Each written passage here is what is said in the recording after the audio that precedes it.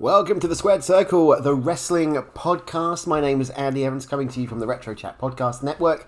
How you doing? How are things? I hope you're well. Listening to us now on the Squared Circle podcast feed. We got our own feed now. We are part of the Retro Chat Network, and we will be still putting shows up on there. But if you want to come and listen to just the Squared Circle with nothing else and some classics, like classic interviews from back in the day, you can do. All you need to do is search for the Squared Circle on all main podcast providers. So search for the Squared Circle Wrestling Podcast on Apple, Spotify, wherever, and you will be able to subscribe and follow and get all of the Squared Circle content, including stuff you will not get on the Retro Chat feed, including classic interviews. So already we put interviews up with Nick Bockwinkel, former AWA champion, the great voice of professional wrestling, Jim Ross, the Hitman, Bret Hart, Rob Van Dam, AJ Styles. More is coming, plus classic shows, classic archives, and new content. The retirement of Vince McMahon, the show that we did earlier this week, is also on that feed. Great reactions, great feedback from that. So, thank you. Now, what are we here to do today? Well, this is the launch of a brand new program, and it's called the Wrestling Rewind. And what we're going to do is we're going to go back in time in professional wrestling. So we're either going to do a week or we're going to do a month, and we're going to go day by day and break down what may have happened in WWE or New Japan or WCW or the UK, anywhere where wrestling might have happened. Things that were notable on that day. And I want to hear from you as well. So if you want to get in contact and share your memories of what may have happened on as part of Rewind, then you've got the Twitter handle, the new Twitter handle for the Squared Circle at Wrestling TSC, using the hashtag the Squared Circle. So let's kick off. Let's go now to our first date, which is July the 25th. And we have got a lot of things happening in this one. So in 1987, the Hart Foundation, Bret the Hitman Hart, Jim the Anvil Neidhart, retained the World Wrestling Federation tag team titles against the British Bulldogs, Davey Boy Smith, and the Dynamite Kid, Tom Billington. And the Barber, Brutus Beefcake, picked up a disqualification over the Intercontinental Champion, the Honky Tonk Man, at a house show in MSG in New York City. How ironic that this past week's WWE Raw took place in MSG. Shooting forward now to 1993, at the Raw tapings from Alexandra Bay in New York, Jim Cornette and the Heavenly Bodies, Jimmy Dale Ray and Dr. Tom Pritchard, made their debuts within the World Wrestling Federation. Now, they were, of course, tag team legends within Smoky Mountain Wrestling, which was Jim Cornette's promotion at the time before OVW. Now they joined the World Wrestling Federation, and also at this point, Jim Cornette was named as the American spokesperson for the World Wrestling Federation champion, Yokozuna.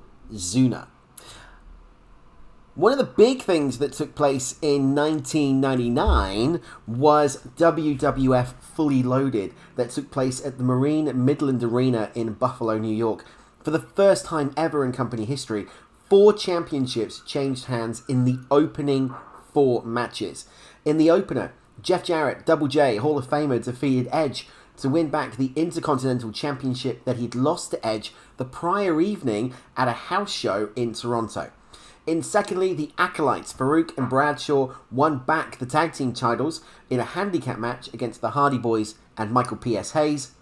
The third match saw D'Lo Brown defeat Midian for the European title. And finally, the Big Boss Man defeated Al Snow for the Hardcore Championship. The main event of the evening saw the World Wrestling Federation Championship defended, as Steve Austin would retain against The Undertaker in a first blood match. I mean, this was what I remember of this was a cracking pay-per-view right in the Attitude Era. So this was when things just, were all over the place. Yeah, they were in full competition with WCW. We were coming towards the end of this Attitude Era war. But, yeah, Fully Loaded, one of the best pay-per-views from WWE at that time. What else happened? Well, in 2011, On an eventful episode of Raw from Hampton, Virginia, the tournament final to crown a new WWE champion took place and saw Rey Mysterio defeat The Miz to win the title in the opening match. Now, this all stemmed because CM Punk walked out of the company. This wasn't the end of the drama for the night, though, because in the main event, Mysterio was forced to defend the newly won championship against John Cena and lost the match and the title.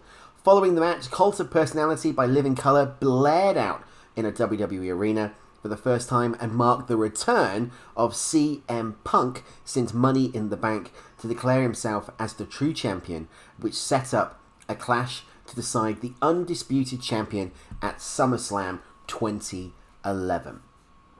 In 2015, here in the UK, Progress Wrestling presented Chapter 20, Thunder Bastard, Beyond the Thunder Bastard, from the Electric Ballroom in Brixton. In the main event, Will Ospreay from New Japan defeated former AEW talent Jimmy Havoc in a no disqualification match to win the Progress Championship. Moving forward 1 year later, in 2016, on an episode of Raw from Pennsylvania, Sasha Banks defeated Charlotte by submission to win her first Raw Women's Championship.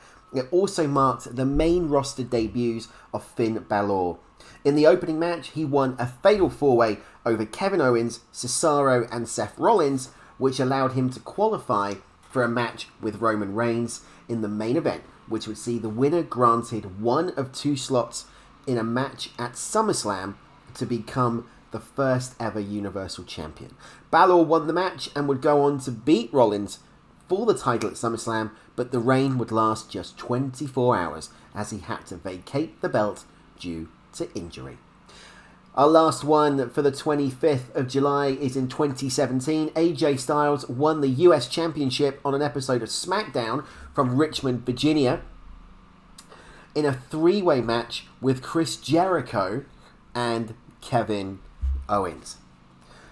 So shooting forward now to the 26th, well, this one we're going back even further because this one is known for this. Ric Flair and Dusty Rhodes. July the 26th of 1986, the American Dream won the last of his three NWA World titles when he beat Ric Flair in a steel cage match in Greensboro, North Carolina. Flair won the bout back, however, just 2 weeks later. In 1998, Fully Loaded was back on pay-per-view, this time called WWF Fully Loaded in Your House. It took place from the Selland Arena in Fresno, California, and in the main event, again, we saw Steve Austin and The Undertaker, this time in tag team action, defeating Kane and Mankind to win the tag team titles.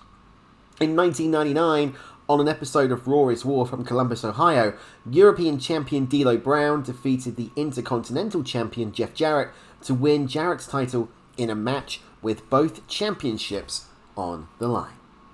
2003 saw Pro Wrestling Guerrilla hold its first ever event in the City of Industry, California, and it was in that main event where the phenomenal AJ Styles, a young AJ Styles, defeated Frankie Kazarian. Moving to 2004, we're back on Raw, this time again in Pittsburgh, Pennsylvania, where Chris Benoit retained the World Heavyweight title against Triple H in a 60-minute Iron Man match.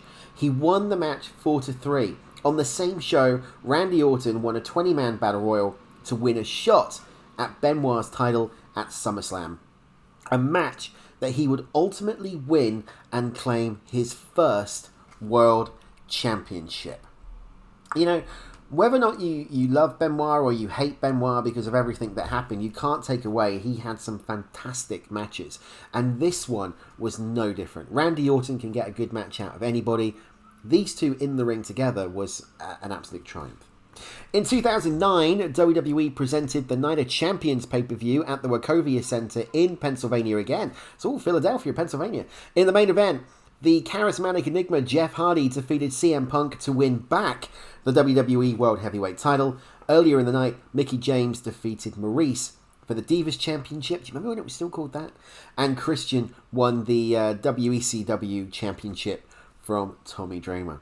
2010, we're staying with Monday Night Raw, this time in San Antonio, Texas. The The Nexus, made up of Wade Barrett, Skip Sheffield, Darren Young, David Otunga, Heath Slater, Justin Gabriel, and Michael Tarver, won a 14-man elimination tag team match against Hall of Famer The King Jerry Lawler, Yoshi Tatsu, David Hart Smith, Tyson Kidd, Mark Henry, Evan Bourne, and Goldust. We're moving to NXT now in 2012. At an NXT TV taping at Full Sail University, the tournament to crown the first ever NXT champion concluded, and it was in that match that Seth Rollins defeated Jinder Mahal to claim the championship and to become the first ever inaugural NXT World Champion. And of course, it's shown by that hug that Dusty Rhodes, the American Dream, gave to Seth Rollins at that point. Our last one is in 2015. Again, Progress Wrestling. It's the same match. Will Ospreay facing off against Jimmy Havoc in the main event. There we go. Moving forward now to July the 27th. Where are we going to go with this one? Well, we're going to kick it off in 1978, where the Worldwide Wrestling Federation champion Bob Backlund wrestled to a time limit draw with Antonio Inoki in Tokyo, Japan. The match was 2 out of 3 falls, with each man winning 1 fall and the 60-minute time limit expiring before the third fall could be decided. In 1998, WWE taped the first episode of Sunday Night Heat at the Arrowhead Pond in Anaheim, California. The taping marked the first time Shane McMahon was identified by name on programming, and he served as the color commentator for the show. In 2000, one of the industry's most pioneering voices and play-by-play announcers, Gordon Soley, passed away aged 71 in Newport Richey, Florida, as a result of throat cancer. Soley had worked for various promotions through the years, including Georgia Championship Wrestling and WCW. The voice of professional wrestling now, Jim Ross, paid tribute to Soley when Ross inducted him in the 2008 Hall of Fame class. JR cites Soley as being the most significant influence on his career as an announcer, and why wouldn't he be? Because he was truly, truly phenomenal.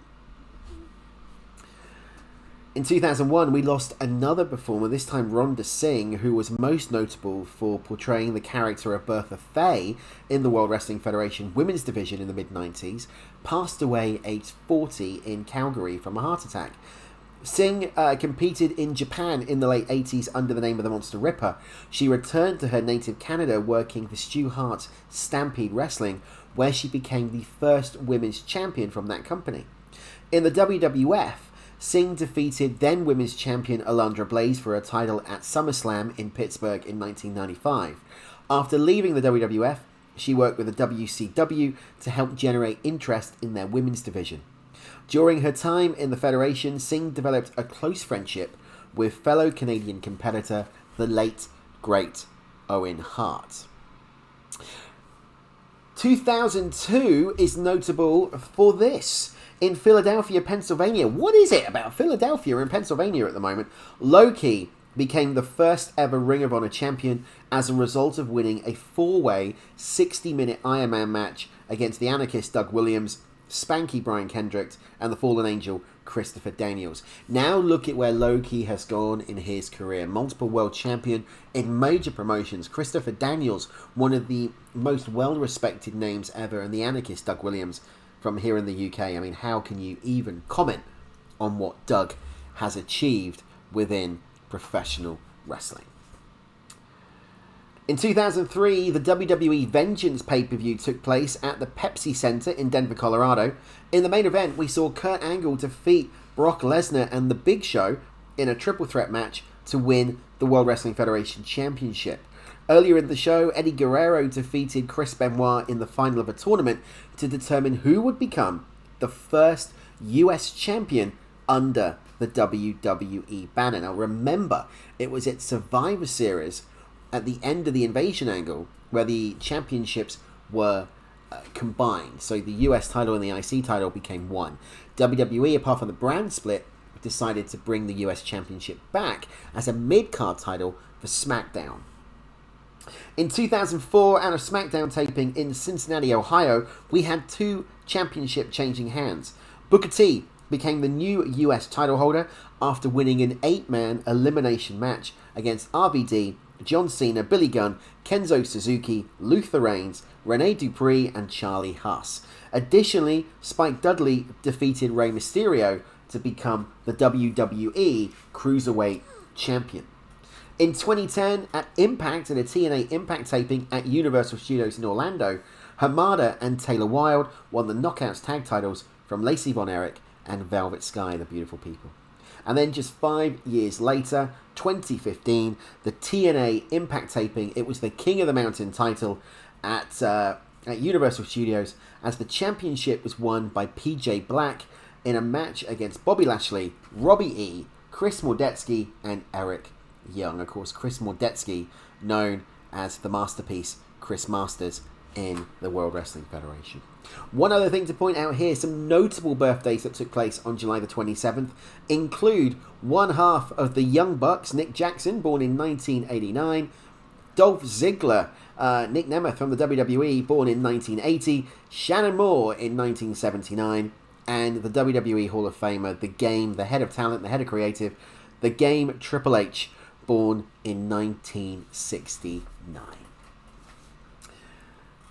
Wow, we're just shooting through these right now. In July of 28th of 1995, in Middletown, New York, Eddie Guerrero went to ECW and he regained the ECW World Television Championship with a victory over Dean Malenko.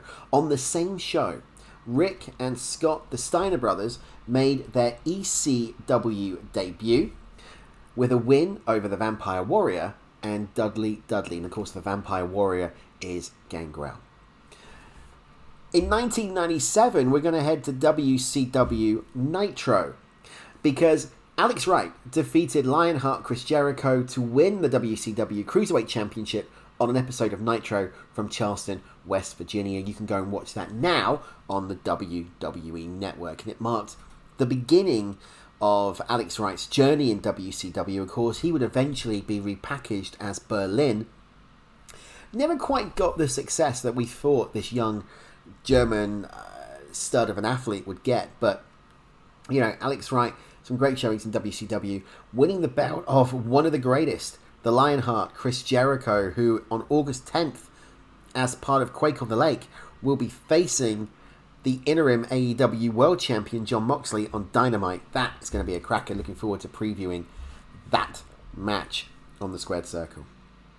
In 2003, Molly Holly won the Women's Championship from Gail Kim on an episode of Raw that took place in Colorado Springs.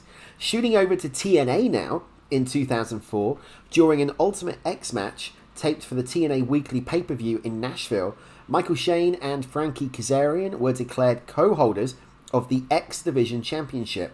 Now, this came about when both men grabbed the belt at the same time at the conclusion of the match, which also featured the reigning champion AJ Styles. In 2008, WWE Saturday Night's main event taping took place at the Verizon Center in Washington. In the main event, it was the Rated R superstar Edge defeating the charismatic enigma Jeff Hardy. On the same evening, this is where things go down in the WWE, Mike Adamle was named as the general manager of Raw on a taping for that program. And it was the first time that WWE had been presented under the TVPG audience rating. Now look at us. Since 2008, we've been TVPG. Now the rumors are that we're going back to TV14. That's going to be great. I'm looking forward to seeing how that changes to the WWE. In 2010, Dolph Ziggler defeated Kofi Kingston at SmackDown in Laredo, Texas to win the Intercontinental Championship. In 2013, Progress title changed hands for only the second time when NXT UK competitor Rampage Brown defeated El Ligero at Chapter 8, the Big Boys Guide to Strong Style at the Garage in Islington here in London. The last one for this date is in 2015, where two titles changed hands at an Impact taping in Orlando. Brian Myers and Trevor Lee captured the TNA World Tag Team titles in a match with the Wolves, Eddie Edwards and Davey Richards, And Bobby Roode defeated PJ Black to win the TNA King of the Mountain Championship.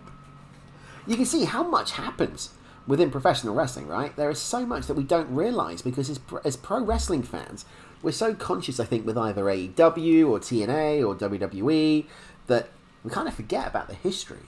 And so we see so much content that picking out some of these things, some of these golds are fantastic. Moving on now to July the 29th. We're going to go to 1964, guys. Honolulu, Texas. Honolulu, Hawaii, not Texas, where Lord James Blears and Neff Maivia defeated Mr. Moto and Nikita Mulkovich for the NWA Hawaii Tag Team titles. In 1977 in Richmond, Virginia, the Nature Boy Ric Flair, who is having his last match this weekend, defeated Bobo Brazil to become the NWA US champion for the first time in his career. In 2001, we moved to the south of England to Portsmouth for FWA No Surprises 3 that took place at the Pyramid Centre. The All England Championship changed hands when the Wonder Kid, Johnny Storm, defeated Guy Thunder. He will kill me if he ever hears me doing that impression again. In 2002, on WWE Raw, it was held in Greensboro, North Carolina. On the show, the Canadian crippler Chris Benoit defeated Mr. Monday Night Rob Van Dam by pinfall to become the Intercontinental Champion. And in the main event, for the first and only time, The Rock faced off against the Nature Boy Ric Flair and defeated him. And this would mark the only occasion in their careers that they faced off against each other. That is really staggering, isn't it, when you think about it? Because The Rock was the flag bearer of WWE. He was the icon, one of the greatest. If you look at a Mount Rushmore of WWE at that certain point, you would have The Game, you would have Steve Austin, you would have The Rock featured quite prominently in there. If you look at the greatest of all time, again, you would have The Rock, you would have Austin, you would have Triple H, and you would have The Nate. But they only ever met once in WWE. It's a cracking match, and it's still available now on the WWE Network. In 2007, at a pro wrestling guerrilla show called Giant Size Annual Number 4, which was held in Burbank, California, El Generico and Kevin Steen, Sami Zayn and Kevin Owens, defeated Puck and Roderick Strong to become the PWG Tag Team Champions. And in the main event, Bryan Danielson, the American Dragon, won the championship, defeating El Generico. In 2007, New Japan Pro Wrestling Lockup took place at the Korakuen Hall in Tokyo. On the show, Toru Yano defeated Kintaro Kanemura to win the WEW Heavyweight Championship of the World. In 2012, on day 31 of the New Japan 40th Anniversary Tour, again held in the Korakuen Hall in Tokyo, Kota Ibushi defeated Low-Ki for the IWGP Junior Heavyweight title, and in the main event, Fergal Devitt, Prince Devitt, now known as Finn Balor, retained the NWA World Historic Middleweight Championship in a match against Volador Jr. In 2015, at an Impact taping in Orlando, the Wolves, Davey Richards and Eddie Edwards, defeated Brian Myers and Trevor Lee to win back the TNA World titles that they lost to the same team at the previous day's taping. Also on this show, Gail Kim defeated Awesome Kong, Brooke Tessmarker and Lady Tapa in a four-way match to win the Knockouts Championship. But it was the main event where Team TNA, Bobby Lashley, Bram, the Wolves and Drew Galloway defeated Team Global Force Wrestling, Brian Myers, Chris Mordetsky, Eric Young, Jeff Jarrett and Sonjay Dutt, the player from the Himalaya, in a winner-take-all lethal lockdown match. This win gave full control of TNA to Dixie Carter, ending the TNA Global Force Wrestling invasion angle, or so we thought. In 2018, unfortunately and very sadly, Brian Christopher Lawler committed suicide at the age of 46. Lawler had earlier been arrested for driving under the influence and evading police, and was found dead in his cell at Hardeman County Jail in Tennessee. I was unlucky to not get to meet Brian Christopher and Scotty 2 Hottie, Scott Garland, a few years ago at an Ultimate Pro Wrestling event here in the South Coast. I was unfortunately unable to make it. And that was a big regret of mine, because I would love to have met these two and spoken to them about their career. Brian Christopher was very underrated, I think. You know, when he was part of Too Cool and Too Much, that's when he became known as a comedy performer. But actually, he was great on the mic. He was a good in-ring worker. He had a good way of getting heel heat. And you got to think maybe he could have done just a bit more within professional wrestling. Our last one for 29 of July is in 2019. Is again on an episode of Monday Night Raw in Little Rock, as Carl Anderson and Luke Gallows defeated The Revival. Dash Wilder and Scott Dawson, of course now known as FTR, and the Usos to win the Raw Tag Team Championship tapings. Moving on to July the 30th, and well, we're going to go back to 1985. We're going to go to an episode of Primetime Wrestling in Poughkeepsie, New York, as Elizabeth Hulette was known as the First Lady of Professional Wrestling. The lovely Miss Elizabeth makes her WWF debut as the manager of the Macho Man, Randy Savage. Elizabeth, as we all would know, was the real-life wife of Savage, and the debut was shown on TV on August the 24th.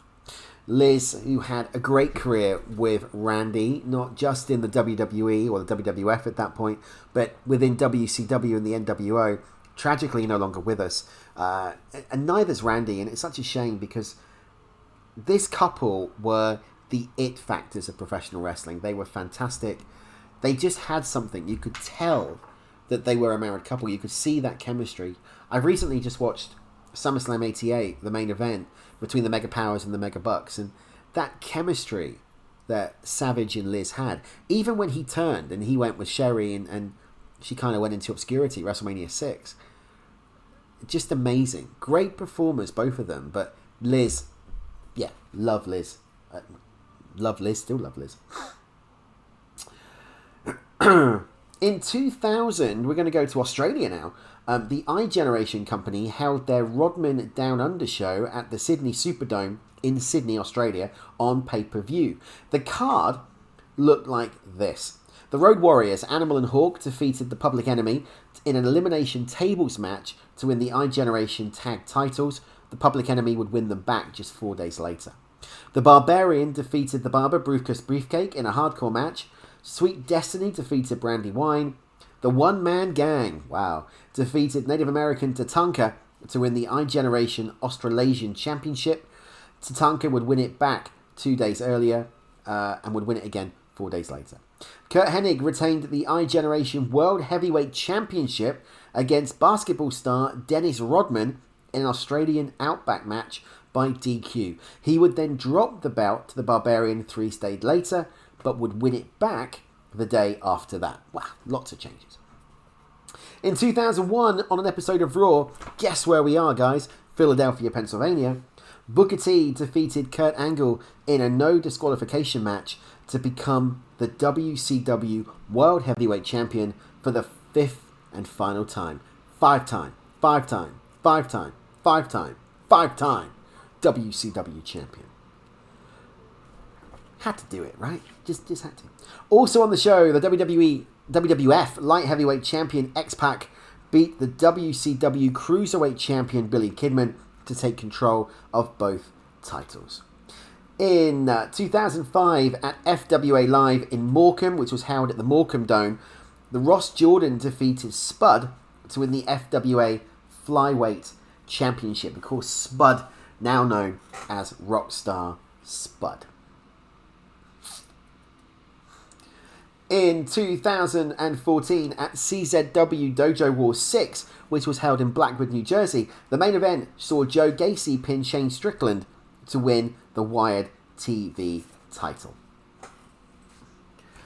We're getting through it. Just one more day to go, and that is, of course, the end of the month, July the 31st. And we're going to head off now to 1984 because it was the main event of AJPW Sumo Hall Show in Tokyo, where Giant Bubba defeated Stan Hansen to win the PWF heavyweight title. Bubba would hold the belt for 1 day under a year before losing it back to Hansen on July the 30th, 1985. In 1986, at another AJPW show, this time taking place in the Budokan Hall in Tokyo, the main event, AWA World Champion Stan Hansen beat the NWA International Champion Jumbo Tsuruta to become a dual title holder. WrestleFest 88 took place on this date in 1998 at the County Stadium in Milwaukee, Wisconsin, in front of 25,866 fans. You can watch this on the WWE Network, but the card looked like this. The Big Boss Man defeated Scott Casey. The Barber Brutus Beefcake defeated Hercules Hernandez.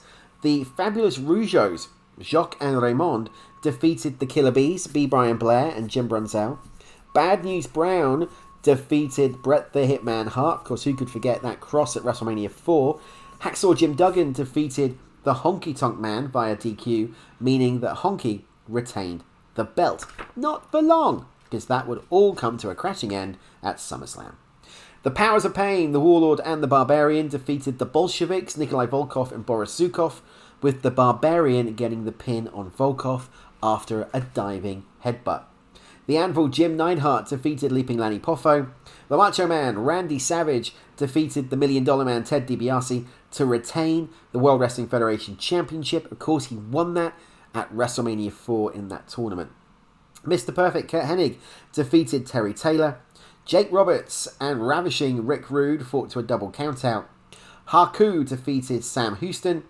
And the Ultimate Warrior defeated Bobby the Brain Heenan with a sleeper hold in a loser wears a weasel suit match. Brilliant. You gotta love the 80s. Demolition, Axe and Smash defeated the British Bulldogs, the Dynamite Kid and Davey Boy to retain the WWF Tag Team titles. Dino Bravo defeated the Olympic gold medalist Ken Patera, and in the main event, the immortal Hulk Hogan defeated Andre the Giant in a steel cage match in just under 10 minutes. The end came after Hogan tied Andre in the ropes and escaped over the top to the outside.